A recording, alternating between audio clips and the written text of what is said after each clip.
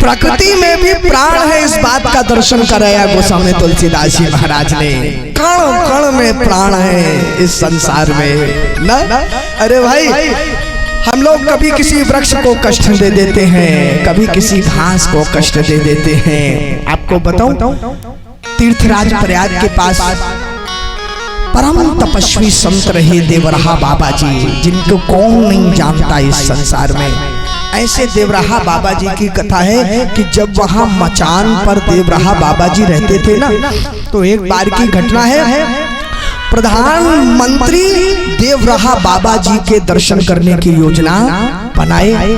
तो जब बनाए तो प्रधानमंत्री ऐसी तो पहुंच नहीं जाएंगे, एक हफ्ता पहले प्रशासन जाता है, सारी व्यवस्था, रूट क्या होगा, आएंगे कैसे, बैठेंगे कहाँ, हर चीज तय होती है। तो प्रशासन गए, कलेक्टर आदि गए, जाकर के देवराहा बाबा के मचान पे मिला गया, दर्शन किया गया। स्वामी जी, प्रधानमंत्री जी आपसे दर्शन करना चाहते हैं और वो यहाँ से आएंगे, लेकिन आपके मार्ग में इतने वृक्ष आदि हैं, आसपास भी इतने वृक्ष हैं, तो थोड़े से इन वृक्षों को हमें काटना पड़ेगा मार्ग बनाने के लिए, तभी वो आ पाएंगे। देवराहा बाबा ने कहा, बिल्कुल भी ऐसी हिम्मत मत कर देना आप लोग, एक भी वृक्ष नहीं काटने, आप लोग काट नहीं सकते एक भी वृक्ष। अरे ये सब मेरे दोस्त हैं, ये मेरे मित्र हैं, ये सब वृक्ष, रोज बात करता हूँ मैं इनसे, शाम को हम लोग अपना सुख दुख बांटते हैं एक दूसरे से, और तुम वृक्ष को काट दोगे। अरे केवल दो वृक्ष काटोगे, तुम जब काट रहे होगे वो वृक्ष मुझसे पूछेगा, महाराज जी प्रधानमंत्री से मिलने की आपको ऐसी लालसा हुई कि आपने मेरे प्राणों की आहुति दे दी उससे मिलने के लिए, मैं क्या जवाब दूंगा जब वो इस संसार से जा रहा होगा और मुझे दुख भरी निगाह से देखेगा, आहत भरी दृष्टि से देखेगा। बिल्कुल छूने की आवश्यकता नहीं, प्रधानमंत्री को 100 बार गरज हो तो वो आए, नहीं आना हो तो नहीं आए, मुझे बिल्कुल उनसे भेंट नहीं करनी। एक वृक्ष का एक पत्ता भी गलती से मत छू लेना, फटकार के भगा दिया देवराहा बाबा ने, किसी की हिम्मत नहीं हुई वृक्ष छू ले। प्रधानमंत्री को उसी प्रकार वृक्षों के बीच में से होकर के देवराहा बाबा के दर्शन करने आना पड़ा। कल्पना करिए माताओं बंधुओं,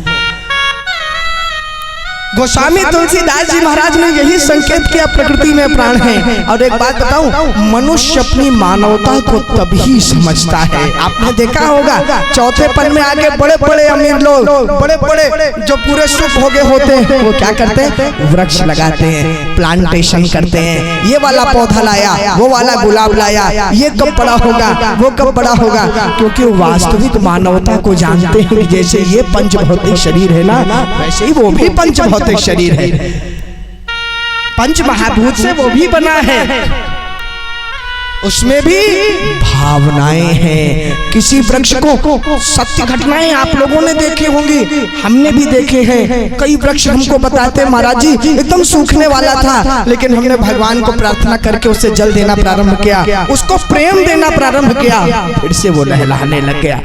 वृक्ष भी भाव समझते हैं।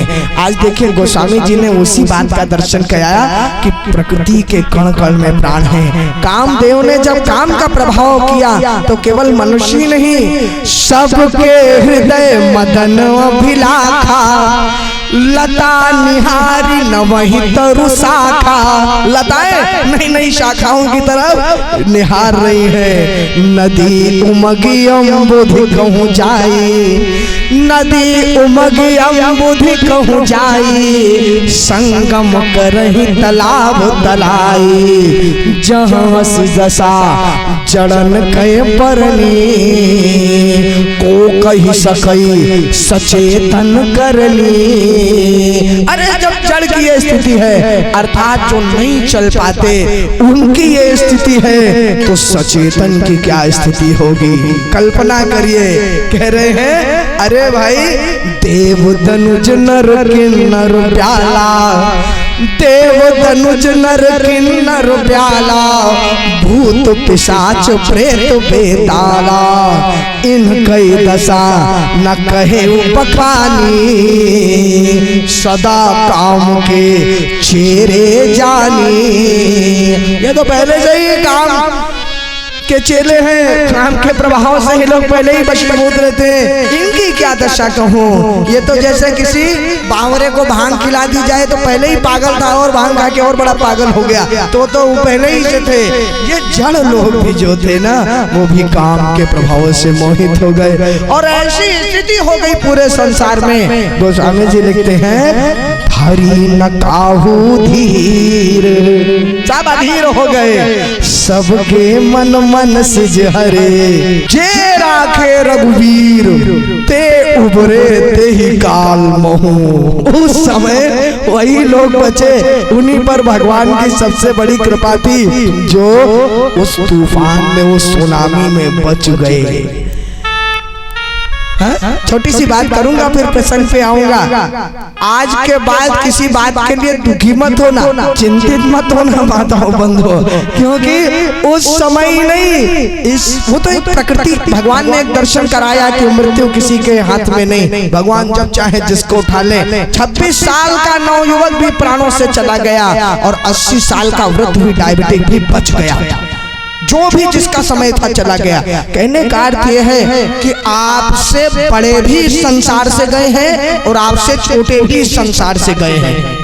आप अगर बचे हुए हैं, अभी संसार में हैं, तो इसका कोई कारण नहीं है दूसरा कि आप बड़े स्वस्थ हैं, कि आप बड़ा अपने पे ध्यान देते हैं, कि आप बड़े डाइटिशियन से मिलते हैं, कुछ नहीं, भगवान की कृपा है जो आप बच गए। तो अब बच गए हैं तो उस बचे होने का सदुपयोग कर लीजिए, मनुष्य शरीर का सदुपयोग कर लीजिए, क्योंकि रघुवीर की कृपा केवल आपके ऊपर है। यही बात कह रहे हैं, जे राखे रघुवीर, ते उबरे ते ही कालो महू। वही बचे जिन पर भगवान की कृपा हुई। अब माताओं बंधुओं, कामदेव ने तो सारे संसार में उभय घड़ी अस कौतुक भयऊ, उभय घड़ी में। अच्छा एक बात और समझिए, 2 घड़ी में क्या किया उसमें जानते हैं? अरे भाई, उससे कहा था भगवान शंकर के मन में क्षोभ पैदा करना, तो भगवान शंकर के मन में क्षोभ तो पैदा नहीं किया, और जिनके मन से क्षोभ कभी नहीं आना चाहिए, ऐसे संत महामुनि जोगी साधक, उनके मन में जाकर के क्षोभ पैदा कर दिया। गोस्वामी जी लिखते हैं, भय काम बस जोगी तापस, पाव रंगी को कहे, और देख चराचर नारी मैं जे ब्रह्म मैं देखत रहे। अबला पिलो कहीं पुरुष जग सब, पुरुष सब अबलामयम्, तोई दंड भरी ब्रह्मांड भीतर, काम कृत कौतुक अयम्। 2 घड़ी में सारे संसार में, ब्रह्मांड में काम का कौतुक हो गया। अब ध्यान दीजिएगा, ये तो करने को देवताओं ने नहीं कहा था ना, उन्होंने तो कहा था भगवान शंकर के मन में क्षोभ पैदा करो, और भगवान शंकर जिनके मन में क्षोभ पैदा करना था, वहां क्या हुआ?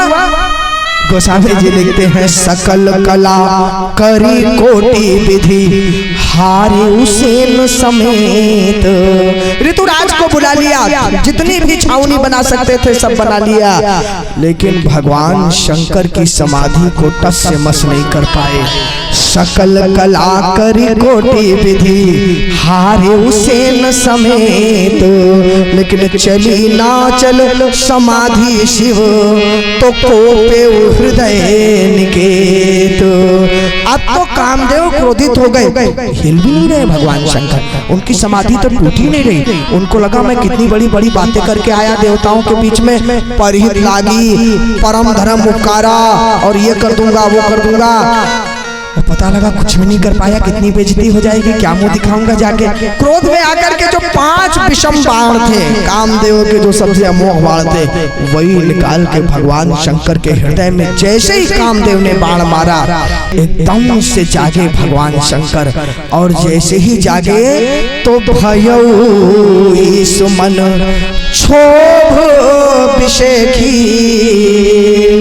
भगवान शंकर के मन में अत्यधिक क्षोभ हुआ, ये कौन है जिसने मेरी समाधि को तोड़ने का प्रयास किया?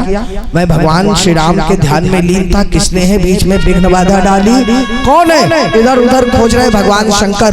नयन घारी सकल दिशि देखी, चारों तरफ जब देखा तो आम के पत्तों के पीछे बैठा हुआ कामदेव बैठा हुआ देख रहा है, माने असर हो गया कि नहीं।